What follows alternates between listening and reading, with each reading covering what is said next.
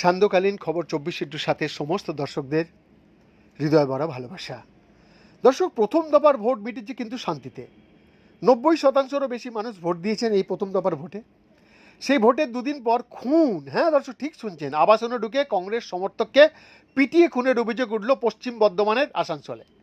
মৃতদেহ ঘিরে বিক্ষোভ দেখাচ্ছে কংগ্রেস। মৃতের নাম দেবদীপ চট্টোপাধ্যায়। অভিযোগ, রাতে আবাসনে ঢুকে তাকে মারধর করা হয়। শনিবার সকালে তার মৃত্যু হয়। ঘটনার একটি ফুটেজ ইতিমধ্যেই প্রকাশ্যে এসেছে। সেখানে দেখা যাচ্ছে আবাসনের গেটের কাছে দেবদীপকে মাটিতে ফেলে পেটাচ্ছে কয়েকজন ব্যক্তি। ঘটনাস্থলে এক মহিলার উপস্থিতিও দেখা যাচ্ছে। রীতিমতো মাটিতে ফেলে লাথি মারা হচ্ছে বলেও দেখা যাচ্ছে। কে এই দেবদীপ চট্টোপাধ্যায়?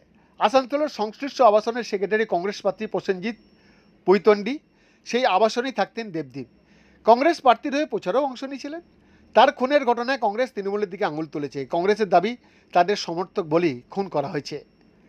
কংগ্রেস প্রার্থী প্রসেনজিৎ পৈতন্ডি জানিয়েছেন, শুক্রবার রাতে স্ত্রী ও সন্তানকে নিয়ে গাড়িতে চেপে বাড়ি ফিরছিলেন দেবদীপ।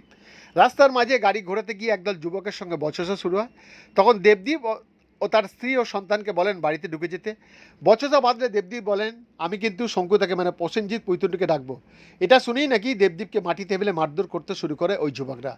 থানায় লিখিত অভিযোগ জানিয়েছেন দেবদীপের স্ত্রী। তৃণমূল কাউন্সিলর অনিমেষ দাস ঘনিষ্ঠ লোকজনের বিরুদ্ধে অভিযোগ উঠেছে। অনিমেষ দাসের সঙ্গে যোগাযোগ করা হলে তিনি জানান তিনি আসানসোলের বাইরে আছেন। ঘটনার সম্পর্কে তিনি কিছু জানেন না। বৈদ্যনাথ দাসের রিপোর্ট, খবর 24x7।